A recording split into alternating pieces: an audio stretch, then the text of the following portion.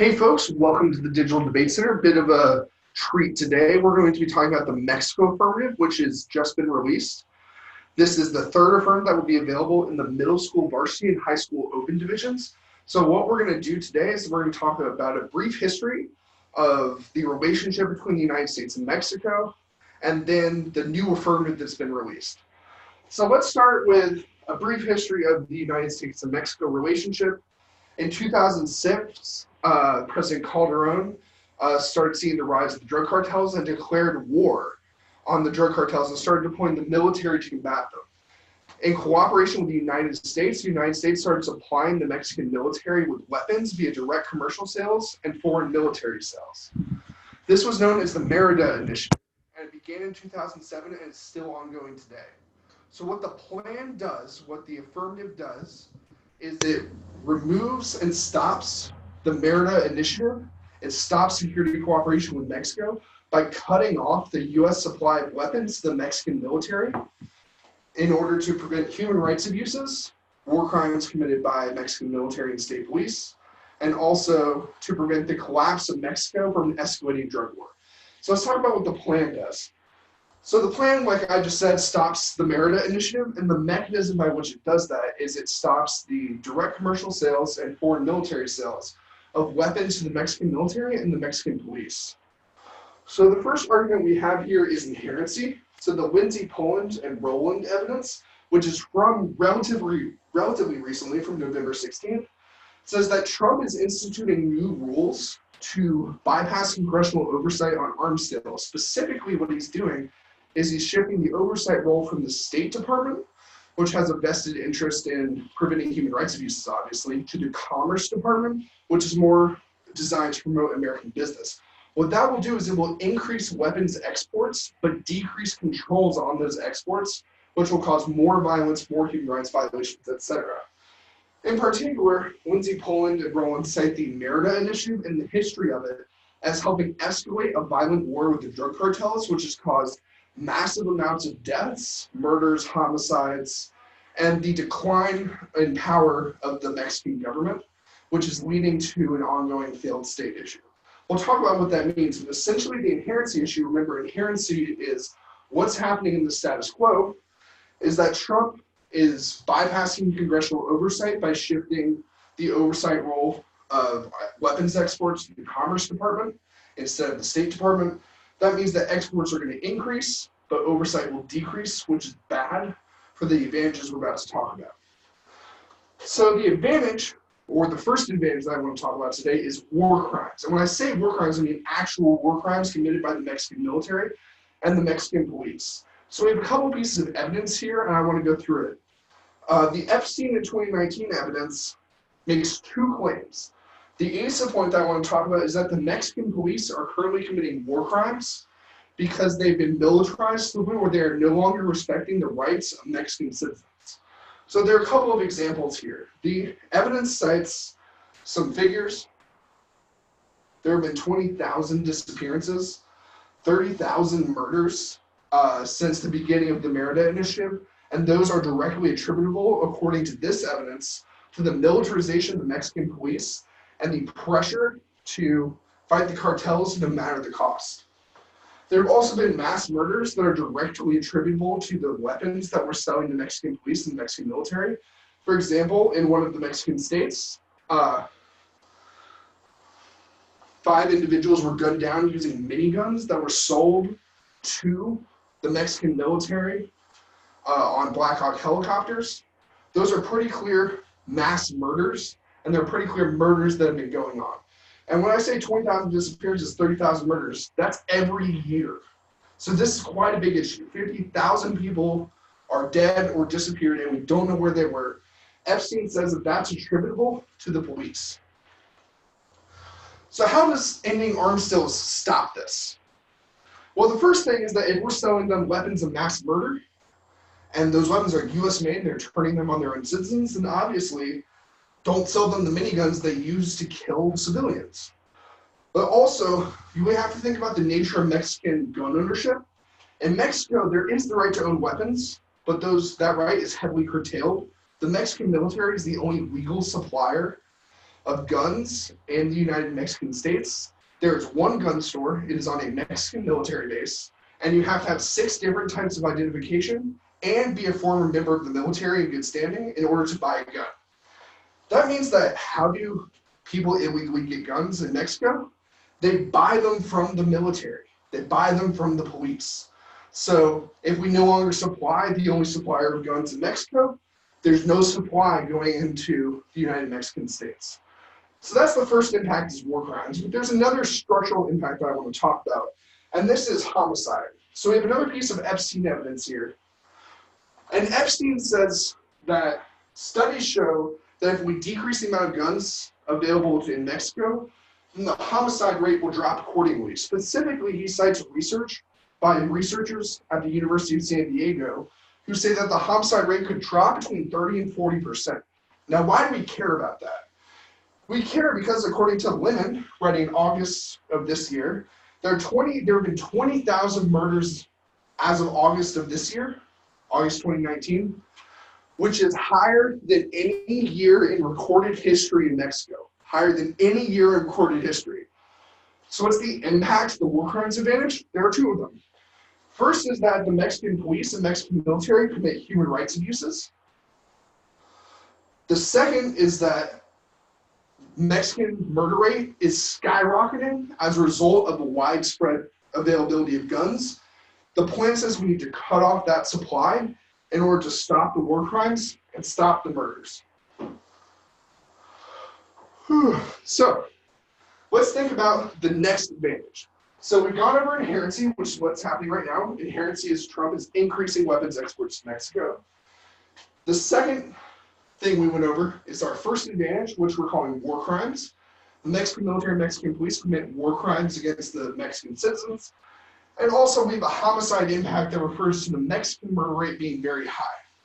But those are both structural kind of claims about ongoing systemic impacts. Let's talk about the drug cartels. So the second advantage for the Mexico NAC is going to be what we're calling the collapse advantage. And it makes a couple of different claims that I want to parse through. So the first is the Grinberg evidence, which makes a uniqueness claim that says that Mexico is on the brink of collapse. And the reason Mexico is on the brink of collapse is it cites things like State Department travel warnings, things like that, all of which prove that the Mexican government is no longer in control of wide swaths of the country. So the Mexican government is not in control. That means that if things continue, the Mexican government will just be powerless and the whole society will unravel. So for example, in Mexico, 94% of crimes go unreported. Why? Because no one trusts the police to do anything. If your house catches on fire, you call 911. In Mexico, your house catches on fire, cartel fighter probably set it on fire, and the police aren't going to come and do anything. So the Mexican government is not doing too well right now. So how do we solve that? This advantage I want to emphasize is not about winning the drug war.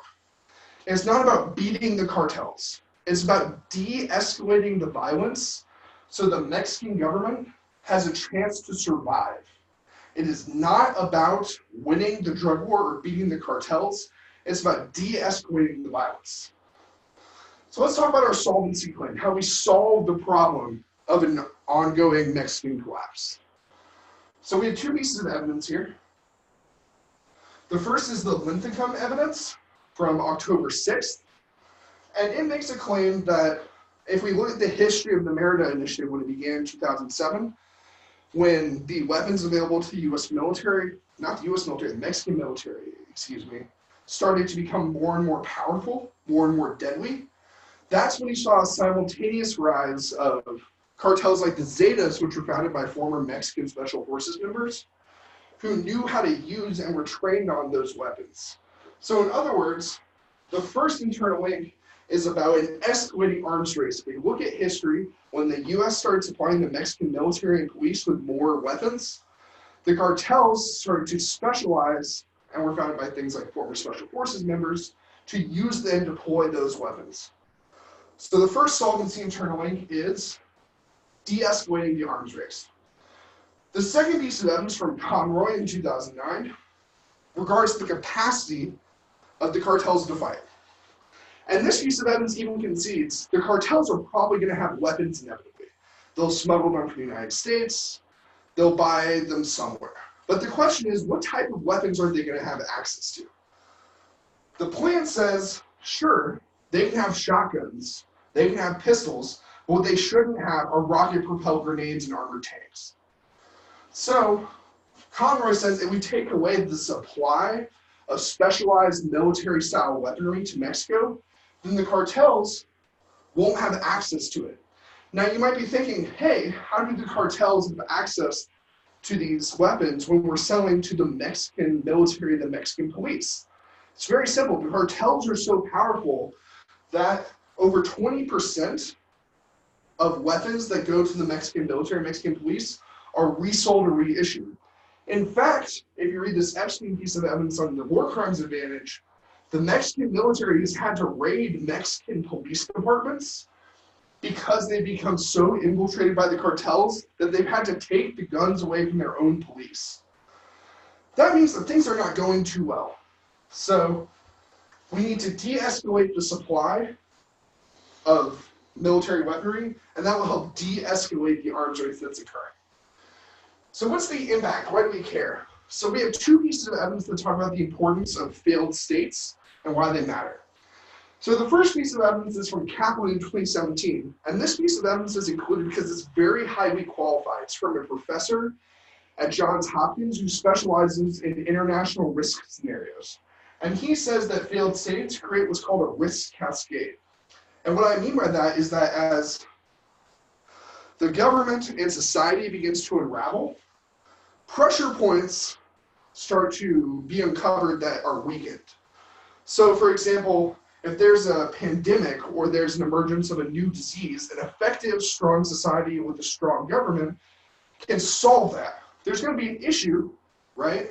We'll need resources, etc., but it will be relatively easy to deal with. If there's a terror attack, a strong, effective government with a strong society can deal with that. The issue is that when you don't have that strong society, you don't have that effective government, then any one event can start to cascade and cause other events. There's a terror attack, but the Mexican military doesn't have the resources, for example, to deal with it, which means that people stop joining the military. If there's decreased military recruitment, there's less ability to fight the cartels, and we can start to see how this scenario could escalate. The example that's used in Kaplan is Libya. So the fall of Gaddafi, people didn't really see it coming. It destabilized the vast majority of the Sahel. It led to the emergence of Boko Haram, which is a terror organization that's in the Middle East, North Africa region. It led to U.S. military interventions in the Middle East to attempt to stabilize the region, and it exported instability across the Middle East. So one country falls and it becomes a hotbed, a breeding ground of terrorism, instability, drug trafficking, etc. The second piece of evidence is a little bit older. It's the Manwaring evidence, and the Manwaring evidence is from a professor of security strategy who's retired now, and he says that specifically Latin America, due to its connections with narco terrorism and drug cartels, is a perfect example of how a failed state could quickly get out of control because the cartels would be able to fill in for the government, and that would allow things like terrorism to easily slip through our southern border, instability to be exported across Central America, stuff like that. So even though Manwaring's a little bit old, he says that Latin America is a great example of the type of risk cascade where one thing causes another, causes another, causes another, that we are unable to adequately predict. So TLDR, at the end of the day, what does the plan do? The plan reduces foreign military sales and direct commercial sales to Mexico. Why? Because the Mexican military and Mexican police are killing a lot of people. That's the war crimes advantage. And because if we continue to escalate the drug war against the cartels, the Mexican government will not be able to keep fighting and the state will collapse. So at the end of the day, war crimes, Mexican military kills people, collapse, the Mexican government is going to collapse, and we have to prevent both of these things by reducing arms exports to Mexico. That's it.